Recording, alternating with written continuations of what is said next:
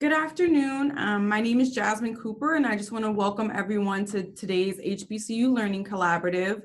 Today we'll be using the Zoom feature, and with that, we do just have a few announcements.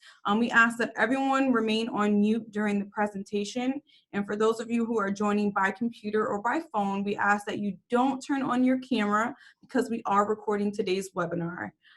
We are going to go ahead and get started with our welcome remarks from Winifred Quinn and our speaker. Thank you. Great.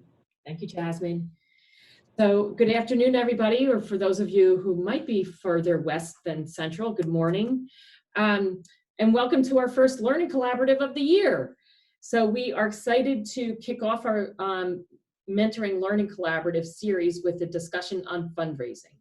So the discussion will include a review of the resource materials that are on the Campaign for Action's website.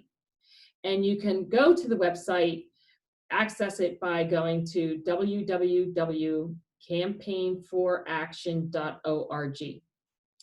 So today we will discuss the purpose of case statements and review the worksheet for developing your case statement. Then we will have you break out into groups virtually and collaborate to answer the core question, what do we offer our potential donors? So before I go any further, I do want to note that we are recording today's webinar. If you miss a section or would like to pass it to a colleague, you can find the recording in the next few days, probably by Friday, by going to, again, the Campaign for Action website, www.campaignforaction.org/webinars. So apparently for years I've been saying / and Scott just told me today I needed to say /. So now I am so happy to introduce you to our presenter, Dr. Alexia Green. Alexia is the professor and Professor of Nursing and Dean Emeriti at Texas Tech University Health Science Center. She also most recently served as the visiting professor at the University of New Mexico and as project director for the Robert Wood Johnson Foundation Health Policy Collaborative at the University of New Mexico. Dr. Green, we are lucky, also serves as a consultant to the Center to Champion Nursing and the Campaign for Action, where she has helped at least a dozen, but I think it's more like 15 to 18 action coalitions reorganize themselves. And she's done that with strategic planning, including coalition planning and funding. And more recently, she's been doing more hands-on work with helping action coalitions. And in fact, I think one or two of the HBCUs with funding, strategic funding planning, and even reviewing some documents. So we're super lucky to have Alexia as one of our experts in coalition building and strategic planning and now funding. So Dr. Green is also the founding leader of Team Texas, which is Texas's Action Coalition. She is the past co-chair of the Texas Center for Nursing Workforce Study Advisory Committee, and so many other accolades to mention for Alexia, including a fellow of the American Academy of Nursing, the Robert Wood Johnson Executive Nurse Fellow. But leave it to say that you are in excellent hands with Alexia. So with that, Alexia, please take it away. All right, thank you, Winifred. And hello, everyone. Good to meet you. And it's been a great pleasure and opportunity for me to work with CCNA in various states across the country. And really, the topic we're going to be talking about today, fundraising, it's a very challenging area. As you all know, most of you are in academia, are associated with the Action Coalition, or both. And in both roles, fundraising is a major part of your commitment to your goals for either your organization or your action coalition. And it is a challenging part, but it's not something that's insurmountable, and it's something that you can certainly do with proper preparation and effort to raise funds for your Action Coalition and or for your university. And I know many of you are professors or administrators at your universities and have probably been engaged in a lot of different grant writing in the past. So we're going to be talking about this in sort of a formal way today, approaching it from, this is a collaborative I know that you work with the HBCUs. And in that collaborative, it's important that you work collaboratively with each other. Some of you may be going forward and having applications put forward to granting entities of various types, either collaboratively or independently. So it's important that that we have you join us in learning how to develop a case statement today. Many of you probably already written some of these case statements in the past, or written grant applications, which is similar to a case statement. Case statement's a little bit different. I'm going to switch now over and show you some of the resources that are available on the website at CCNA. So I'm going to see if I can end this show here and then go over to my screen. Does everybody see our Campaign for Action website there? Jasmine, is that visible? Jasmine, somebody? Yes, it's visible. Oh, okay, I'm sorry. All right, I just wanted to make sure it switched over. So some of the documents that we're going to be talking about today are available for you on the Campaign for Action website. This is the landing page for the website, and I've clicked here on resources, and it is pulled up these tools and tips down here. And here we have fundraising. I put a check in that, and that has resulted in pulling up the information below. So what you can find on the website itself are various documents, fundraising pitch, making the ask or not. This is written by the Stanford Social Innovation Review. These people are very innovative, just as their website states, their name states, and they put out a lot of very interesting resources related to fundraising. So you might want to go to their documents. They print stuff fairly often, publish stuff, but this one document was taken from there. We're not going to review it in detail today, but just know that it's here. And again, remember this name, the Stanford Social Innovation Group, because they're very innovative, just as it says, and they're really onto these topics of what we're working with in the campaign, in health equity and so forth. There's information here about diversity funding, some past information about 17 states that have gotten funding related to diversity specifically, and gives you some ideas of who their funders have been. Again, we're not going to review it in detail, but it is here available for you as a resource to get some ideas of what other people have done to seek funding and how much funding they have acquired through their various efforts. There's a Wisconsin fundraising presentation, which is helpful as well for you to review if you would like and or modify. It has tips in it about fundraising, communications, marketing, and so forth. Then there's fundraising tips. A pitch is placed in here. This is a Sue Hassmiller document prepared by Sue, or presented by Sue. Has good information in it as well. Information on nursing scholarships, strategic planning and communications, a fundraising handout from Connecticut with their nursing collaborative. But specifically today, we want to look at these fundraising toolkit materials. These were prepared by Campbell and Company, who was, many of you probably worked with Campbell and Company over the timeline of the action, of the work of the Action Coalitions. They were consultant with the campaign. And prepared a very nice toolkit. I'm going to click on it here. And in the toolkit, you'll find a lot of resources as well.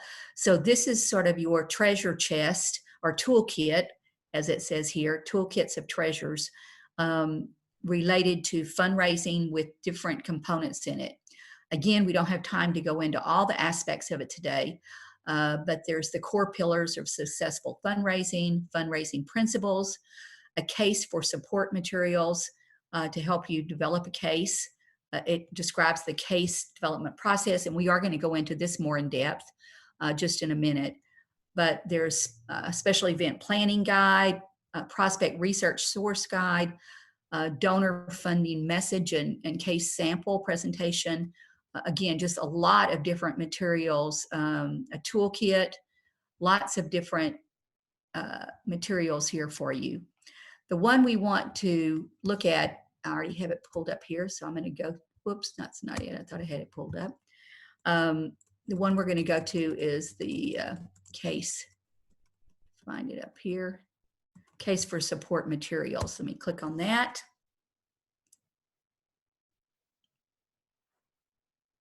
Here it is. This document is very helpful.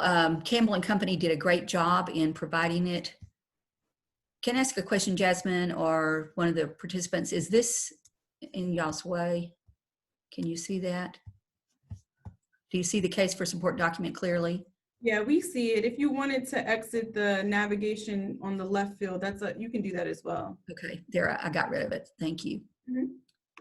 All right. Again, this document is a great tool for you. It talks about what a case for support is. And there's varying conflicts in the literature about what a case for support is. Campbell and Company looked at it as a sort of a large document, an intent document that you use in preparing an action coalition would use. And just as it says here, in heading in the direct direction, defining and sharing your case with supporters. So if you're approaching this from an action coalition standpoint or a collaborative standpoint, maybe with your other HBU universities, the document's going to look different than if you approached development of a case statement as an individual university or an HBCU. So based on this, depending on how you use the document and how you approach it, it's going to be a little bit different. The way that Campbell and Company proposes it here is it's fairly an in-depth document. You might almost think of it as strategic planning for fundraising. It requires a team to go in and look at what resources you have within your coalition or within your HBCU entities that you're going to be working with collaboratively, and then develop your case for support. And basically, as it says here, it's a rationale for why a donor might want to support your action coalition or your group of individual colleges that may be applying. And so what can you actually offer your donors? And it's about really figuring out how to develop a relationship with your donors to give them opportunities to help achieve their own goals. So while you want to look at what you offer as an organization within the context of this case for support, you also want to look at what, I say this is mainly, not also, you mainly want to look at what opportunities do you offer your donors to achieve their goals. How can they give to you to meet their own goals and objectives? And so the document goes into developing a case, donor messaging, fundraising, communications, how to fundraise, communicate with funders and so forth. Today, what we're going to be working on is some of the main section of what a case for support document would look like. And it would be answering this question about what do we offer our donors. Again, this requires an alignment of your own strategic goals with those of the goals and objectives of the organization that you'll be seeking funding from, or maybe even multiple organizations that you might be seeking funding from. Then, of course, once you've developed your case for support, you're going to develop your donor messaging of how do you approach this donor to present this case to them, and then how do you continue to deliver your message to your donor in communicating. So all of this is in the context of soliciting, identifying within your own group what needs you have to meet your organizational goals and align those with that of the donor that you want to approach. So there's other documents and materials in here. There's a process for defining it. There's different types of products that you can develop within your group. We're not going to go into all of those. We're going to be specifically focusing on the case statement today. And there's a debate in this document about the pros and cons of an action coalition or of your entities working collaboratively to develop a case statement. It's sort of like working collaboratively to develop a strategic plan. As a matter of fact, a strategic plan, if you have one in place, would augment the development of this case statement. They tend to be comprehensive, serving as a source document that you would use for developing your fundraising materials and addressing any question or answer that you might anticipate from a donor as you met with that donor. So there's pros and cons. Again, we're not going to take time today to go into the pros and cons, but they are listed here. Today, we're going to assume that that this comprehensive case statement document will provide you the ample source materials for meeting your fundraising goals. And we're going to approach it from that standpoint. There's also a worksheet for recruiting a case team in these documents. Actually, today you're going to be divided into 4 groups and you'll have a mini case team, so to speak. But in reality, your real case team would vary depending on which group you're fundraising for. If it's your historically underserved universities components, or if it's your broader coalition, the membership of that is going to drive the case statement because it's going to be based on what your needs are. So again, this document has a lot of information in it, worksheets, how to develop your case, focusing on answering that core question about what do we offer our donors. And only you are going to know what you offer your donors and how you can make that a value proposition for the entity or entities that you'll be approaching for funding support. So I'm not going to go through all of this, but it's in here. And you can access it again on the website. And there's some questions here about the case statement as you develop it in aligning your case with that of a donor organization. So lots of good resources here. Today, for our purposes, we're going to just be focusing, let me get back up to our PowerPoints here. We're going to be focusing on the purposes of a case statement. And again, the case statement is going to provide rationale for why a donor might want to support your applicants, and basically says, what do we offer our donors?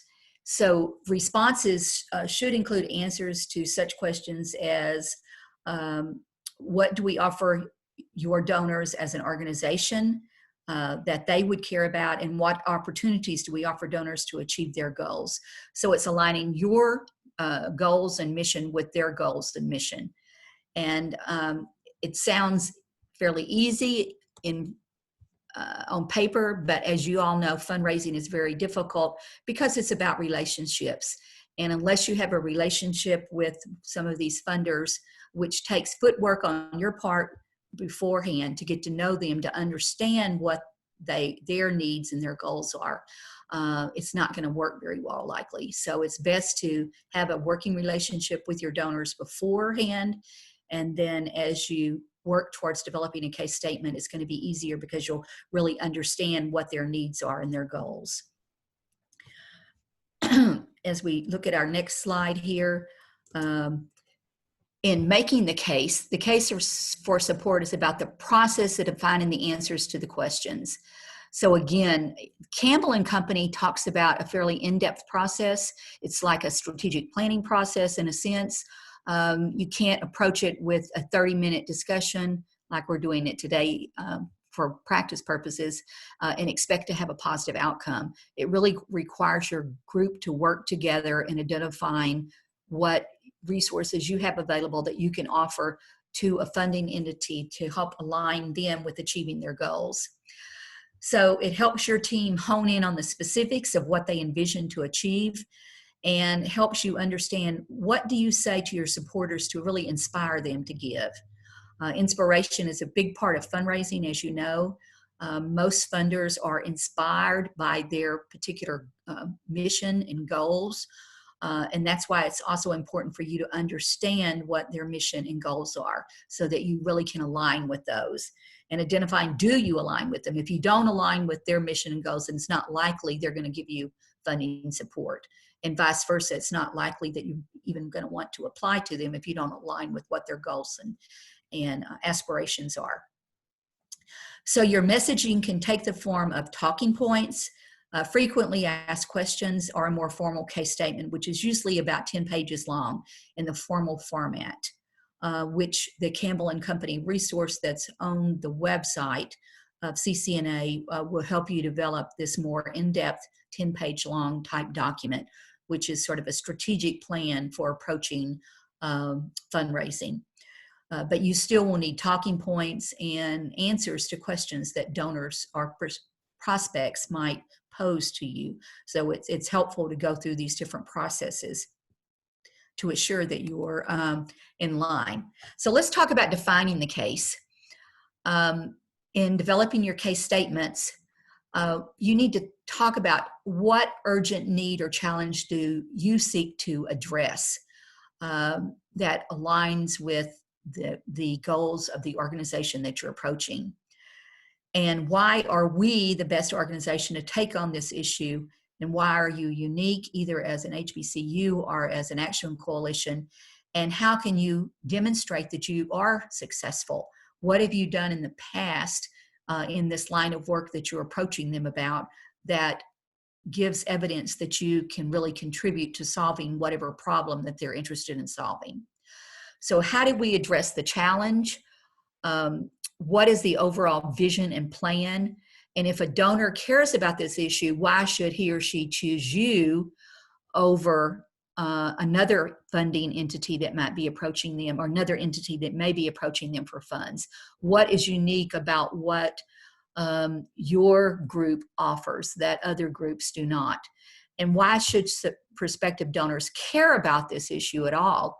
And I think that even though that's last on the slide here, to me, it's one of the first things you need to look at. How does your vision align with their vision?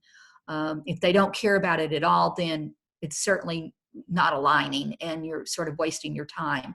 So that's why it's important as you reach out and identify potential funders that you really understand what their issues are and what they care about as you approach them.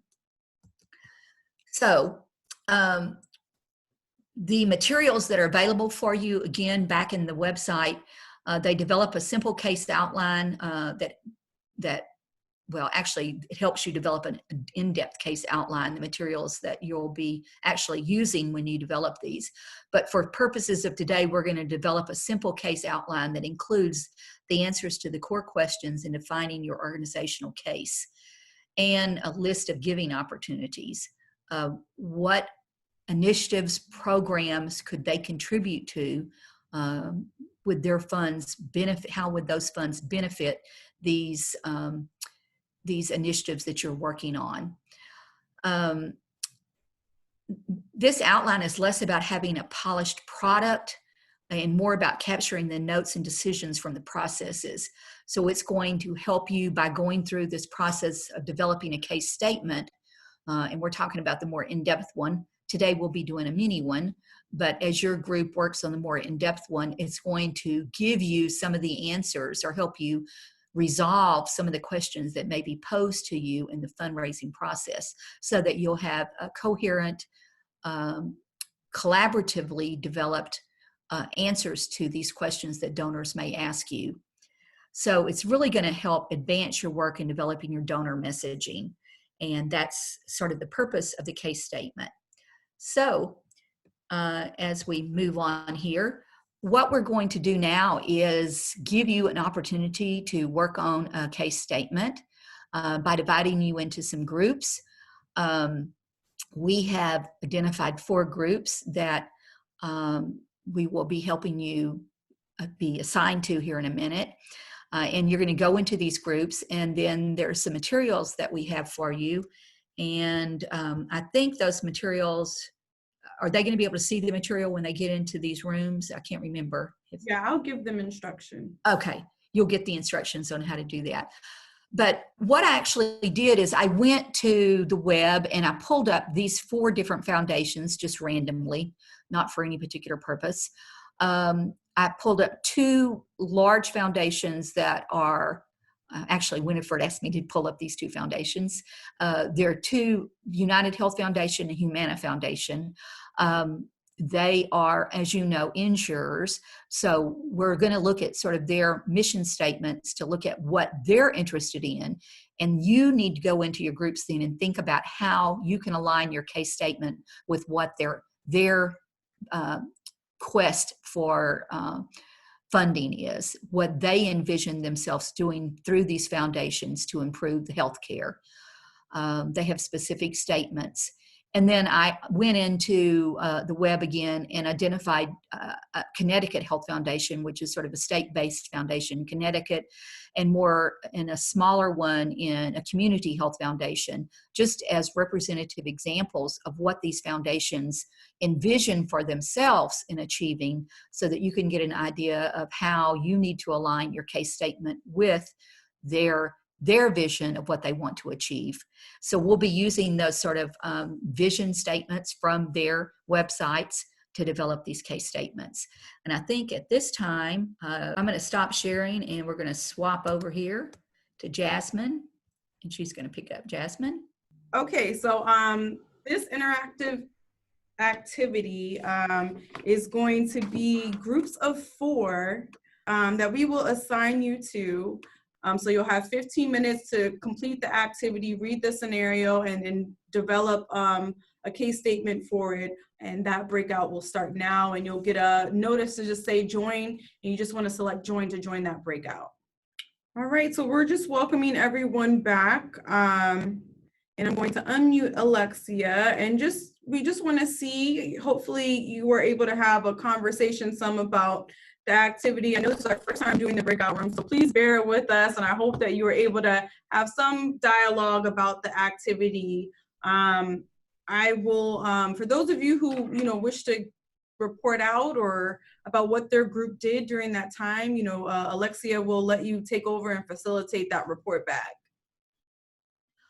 All right, thanks everybody. Thanks, Jasmine. I was in group 2, and our group, we had a little bit some technical difficulties getting started, but once we got started, we rolled right along and had some good conversation. And Jasmine, it might be good too if we could see those groups again, the group topics. Yep, I can put those group topics back up. Yeah. Would someone from group 2, the Connecticut Health Foundation group, speak and address what we discussed? And then there was a very Bernell DeWitty posed a question I'd like her to pose to the entire group. Okay, this is Hendricks from Group 2. Thank you, Constant. We had the Connecticut Health Foundation, and their 3 foci: reducing health and ethnic health disparities, oral health for children, and children's mental health. And what I shared with the group was how, in my perspective, and I think I probably was in my hat as a nurse educator from that side rather than the coalition side, but certainly how we can use the existing services that we have and enhance, show the foundation how partnering and supporting our efforts can help them reach their goals quicker, faster, better. Even with oral health, partnering with the children focus groups and using our peds and community expertise, as well as in sharing with them other resources that we know that once we all partner together, we can help them meet the mental health, like the mental health first aid that's available, but we would need for them to invest in training some trainers. So then they could strengthen the number of persons trained in that service area with the first aid, mental health first aid. Thank you, Constance. Constance, what about our discussion with partnering with dental groups? Oh yeah, I talked about the you know, that they're, you talked about the hygienists. That wasn't part of mine, but you added the hygienists. And I talked about the two dental groups. There is a national dental group, and then there's a black dentist group. And so you just need to know, but the hygienists, if they're organized, you want to reach out to them too, because they can contribute. And all of those will be partnering with the larger foundation. And, or they could, of course, be underwriting scholarships to bring them up and have them committed to the discipline. Great. Thank you, Constance. Sure. Vernell, you posed a very good question to this group that we said, let's bring back to the larger group. Do you want to state that? I asked a question of our group, and especially Alexa, based upon her knowledge and expertise in this area of fundraising, and how does one determine whether or not a foundation or a donor entity has more of an interest in funding projects or programs that are more localized as compared to programming or any other kind of activity that is more nationally based? And how can you go about trying to learn that from the organization?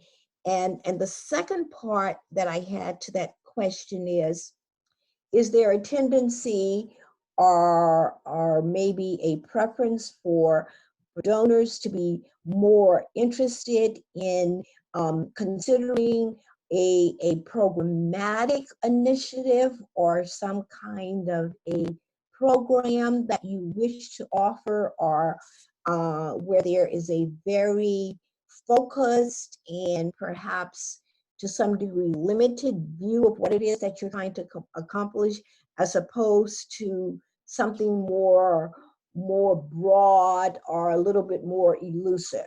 So those were my two questions.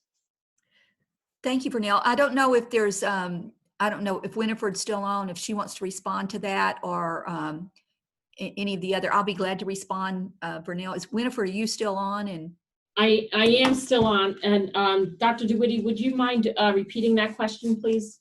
Okay, it was like a two-part question.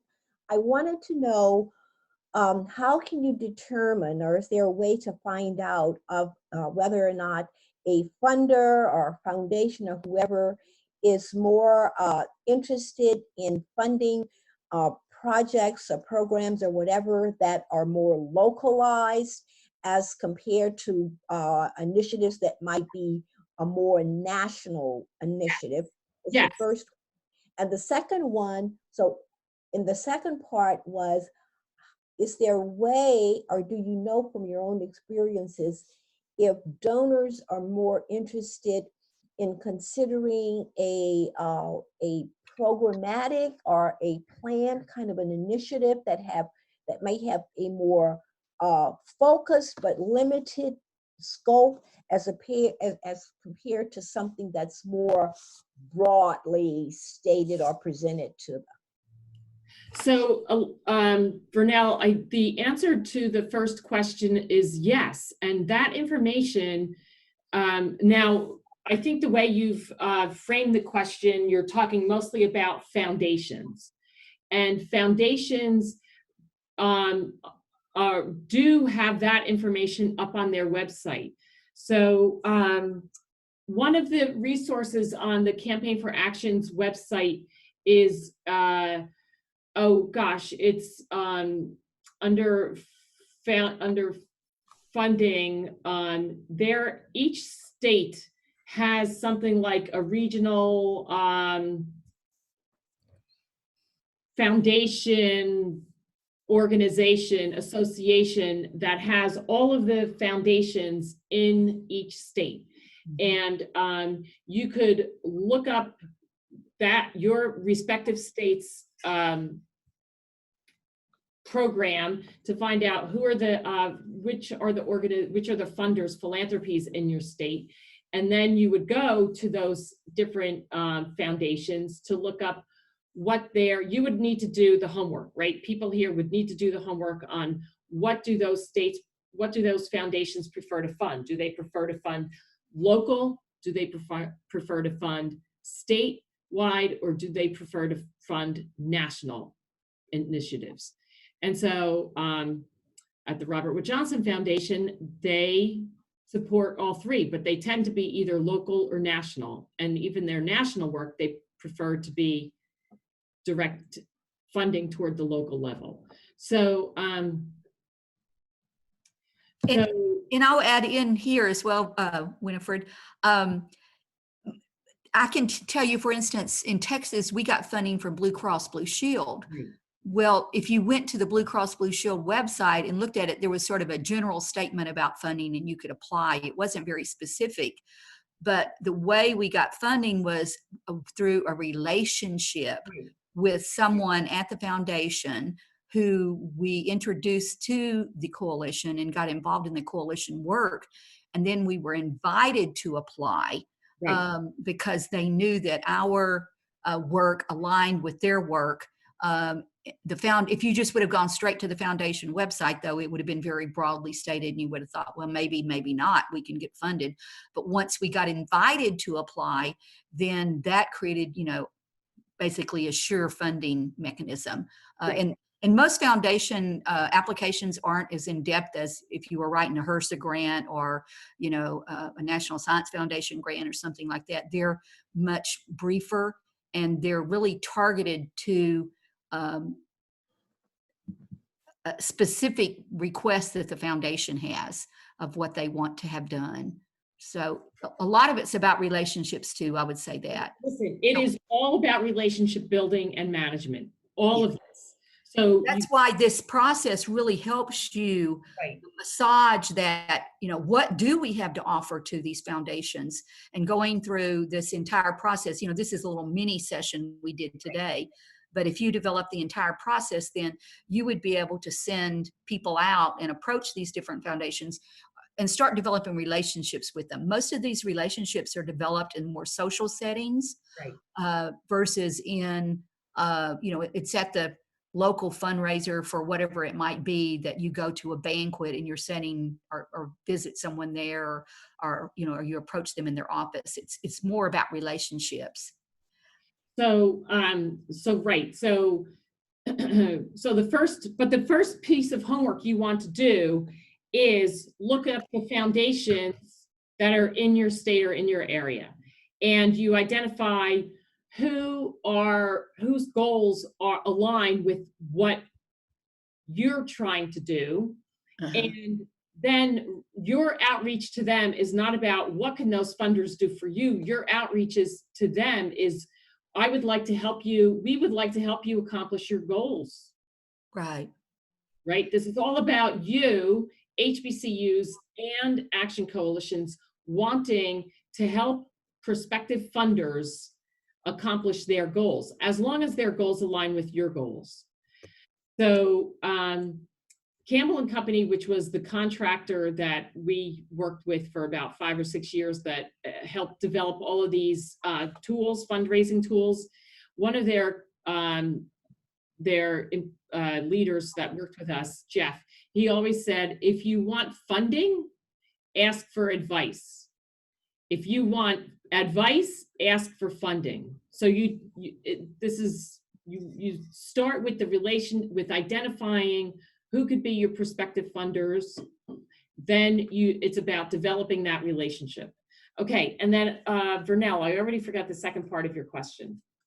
Whether or not there was an interest more in terms of looking at focused kind of programming that you would present to accomplish a specific a goal or some kind of very specific objectives that you're trying to move toward, as compared to something that's more generalized.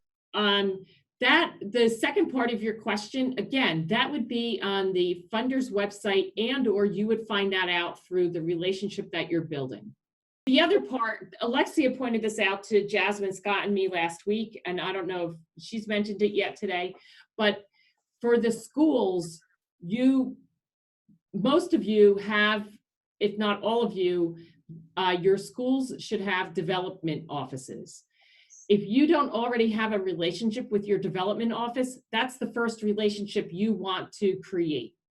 And you would approach them the same way you would approach a funder, which is, how can I help you achieve your goals? How can the School of Nursing or the Department of Nursing help you achieve your goals and the school's goals? And now you, the dean or the faculty person, might already know how you can do that, but you want to approach them with that question. We would like to help you achieve your goals. And how can we work together? All right. Well, I know that we didn't really have enough time to do a full Q&A. If you have any outstanding questions that you want us to answer, please email them to me and I will circulate them between Winifred and Alexia, and we'll try to get those responses back to you as soon as possible. In addition, this is recorded today, so we will go through this and try to have this recording available to you as soon as possible.